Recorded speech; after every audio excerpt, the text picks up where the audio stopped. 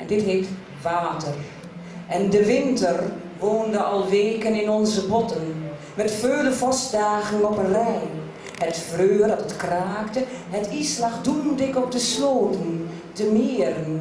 De mensen stoken de kachels hoog op, droegen lange onderbroeken, borstrokken over mekaar. De kolde had ons in de greep. Op heldere dagen met de zonne, met de snee onder de hoeven van de peren, onder onze schoenen en klompen, leek stad en land een sprookjestuin. De zonne schitterde op de zwaar beladen takken van de boom en in de ogen van de jongelui, glissend en gliedend op het is, op weg naar de scholen. En 's middags zwierden en zwaaien ze op de scheuvels, op het ondergelopen land, waar de watertoren van Muppel goedkeurend toekeek. De kinderen hadden vele willen.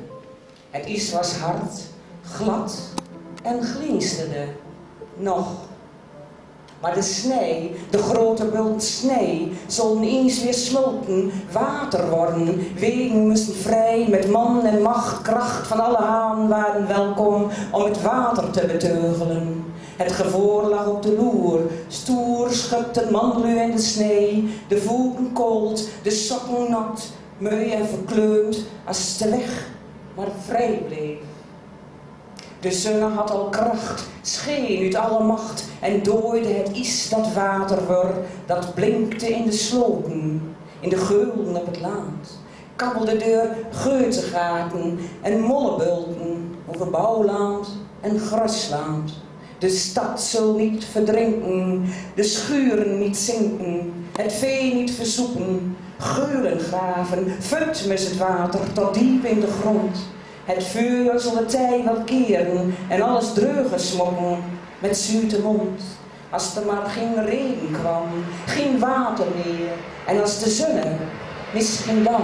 Maar het ging rapper als verwacht, het rollen van woeste watergolven, het zoelen van de wind in een taal van onzichtbare woorden, in een ritme dat nog niet bestond. De kracht van duizenden waterdruppels die tegelijk God stromen, samen één wordt, alsof ze het met elkaar afgesproken hebben.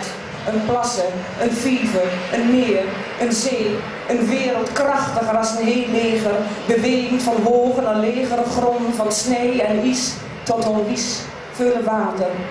De diep brak in stukken en weer keek de watertoren toe.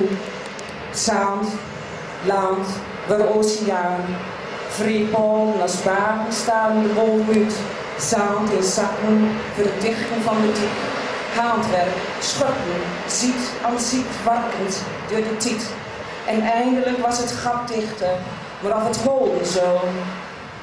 Lange was het nog niet voorbij, nog niet voorbij. Rij aan rij lagen verder op de dik de sneeuwbulten, kloren te smulten tot druppels, tot stroompjes, tot nog meer water, nog meer water. Zulde komen, ons land overstroom, onze stad binnenstroom.